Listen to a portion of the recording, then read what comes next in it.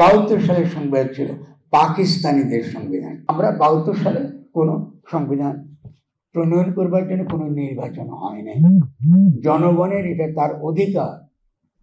আমি একটা নতুন দেশ স্বাধীন করেছি, কিন্তু রাষ্ট্র এখনো গঠন করি নাই বলে রাষ্ট্র গঠন করবার জন্য একটা গণপরিষদ নির্বাচন আমার দরকার। এটা অধিকার, আন্তর্জাতিকভাবে স্বীকৃত, যে কোনো গণতন্ত্রের স্বীকৃত। তাহলে 72 সালের সংবিধান অবশ্যই বাংলাদেশের জনগণের সংবিধান কখনো ছিল না। 72 সালের সংবিধান ছিল পাকিস্তানিদের সংবিধান।